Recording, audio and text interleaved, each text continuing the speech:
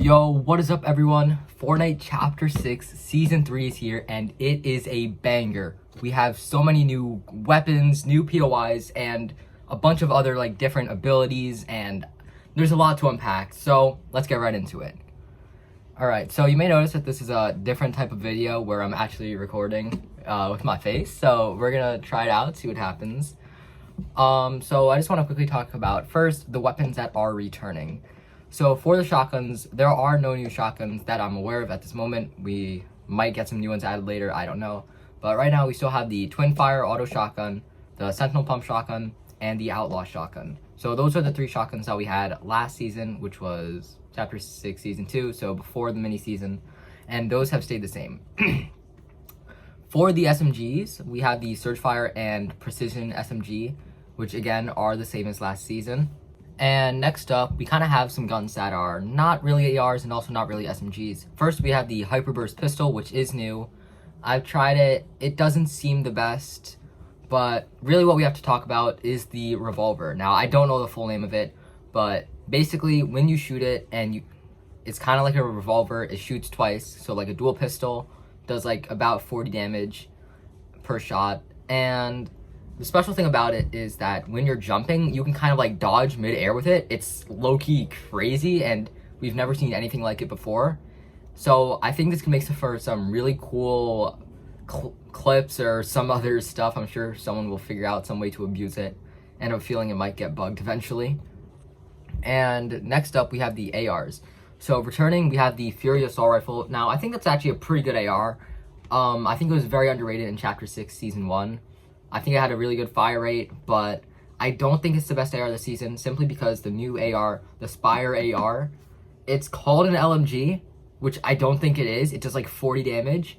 However, it does have like a crazy magazine size. I think this is the best AR this season, and probably what you should be carrying. And we also have a DMR, the Deadeye DMR. I don't think it's actually that bad, and I think it's going to be a little bit underrated this season.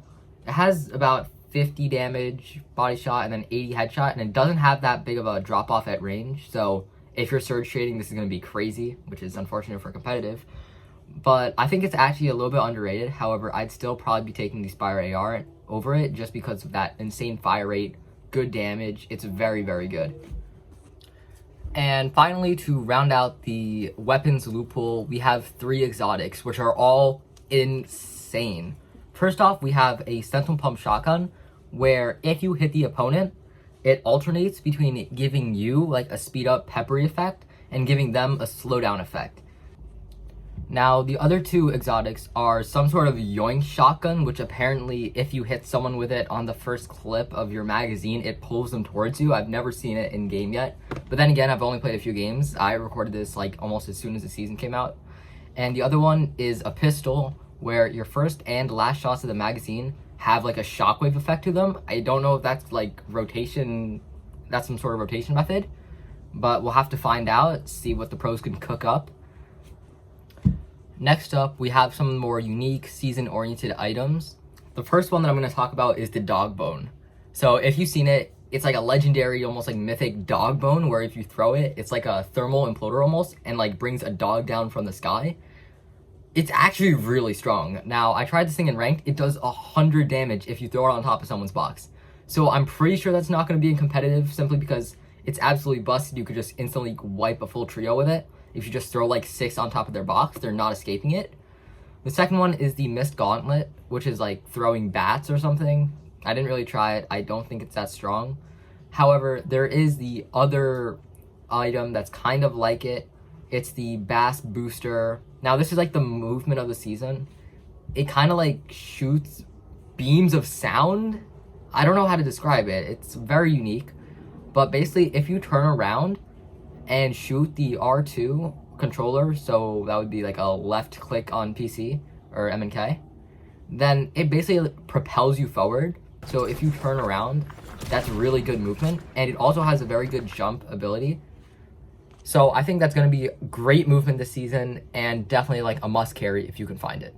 And finally, last but not least, I'm going to be honest, I almost forgot this one. We have a tracking visor, where basically when you use it, it scans around you to see opponents, chests, animals, sprites, that type of stuff.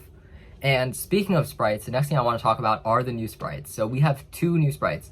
First one is the dash sprite, where if you throw it down, it gives your whole team 3 dashes, like the Grim Gate coin used to. I think it's going to be good for rotations and trios, but I think the Bass Boosters are probably better. So if you can't find a Bass Booster, probably just take a sprite. Also, what I've noticed before I talk about the other sprite, these sprites, they're kind of like not that much on the map. I feel like they're impossible to find in most of the map, and only like the new areas have them. I don't know if it's just me, but if you're looking for the sprites, you probably have to go to a new biome to find them. But anyways, we have to talk about the other sprite, the Superman sprite.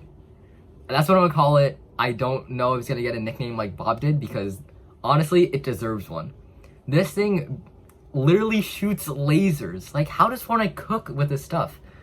It's crazy structure damage. The actual damage isn't the best, but it has really good bleed through damage, so it's really powerful. However, it does run out of like ammo or durability or something really quick, and there's only like 75 uses, and they go by so quickly. But if you do use it, this thing is so strong. I think that it might be meta just because of the damage it does. I might be grasping at strings here, and this thing is really bad, but when I used it, I think it was really powerful. And I don't know if it's worth the slot, but I think it's worth it. I don't know. You guys could try it out for yourselves, see how powerful it is, if you want to carry it or not. But just me, I think this thing could be really, really good. Now, next up, we have all the new POIs. So the first one is Supernova Academy, which is replacing Magic Mosses. I haven't really landed here too much. It seems like it has decent loot, and there is a vault kind of like underneath the POI with 3 rare chests in it, so a good team will definitely be claiming that this FNCS. And next up is Utopia City. I think it's a bit of a downgrade from Seaport City. I didn't really land at Seaport City too much, so I don't know how good it was. But the loot in Utopia City, it's a bit spread out, I think, and I feel like it's a bit underwhelming as a POI. But let's talk about the big POI this season, which is like the whole Mass Meadows Demon Dojo almost looking thing. You know what I'm talking about, obviously. This has the medallion. I don't know what it does. I think it reloads your ammo or something like that and gives you like fast movement speed. This is where the boss Diago is, where his Mythics Fire AR LMG, he carries it. That thing is so powerful if you use it. I think this is definitely going to be the hot drop of the season. There's also a guaranteed rare chest that spawns on the top of like the whole dojo samurai structure thing. So that's definitely going to be a crazy 50-50. If you guys remember the whole Grim Gate 50-50 where you would land on the top chest, I think it's going to be a little bit like that. Going to be really entertaining to watch, definitely and competitive. And yeah, I think that's like the big POI of the season. Now, there are a few other little spots that I've noticed that have changed. First off, we have like this area northwest of Kappa Kappa Factory, south of Shining Span. There's like a tennis court area. It doesn't have that much loot.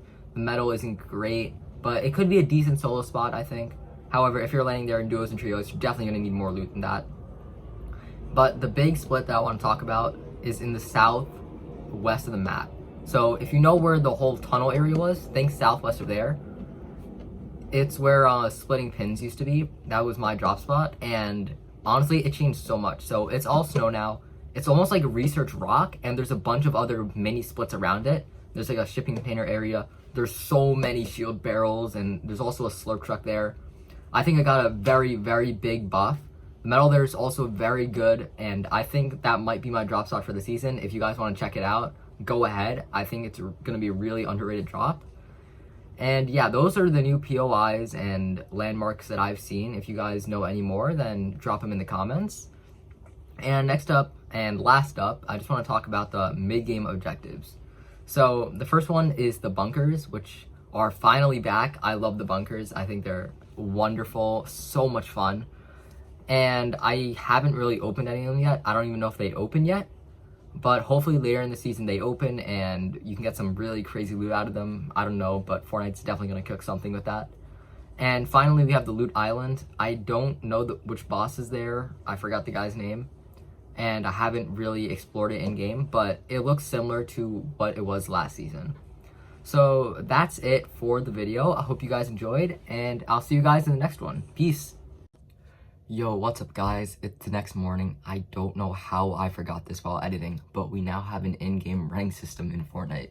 So basically you start at C tier, and as you progress through the game, getting eliminations and surviving storm circles, you rank up from C tier all the way to S tier.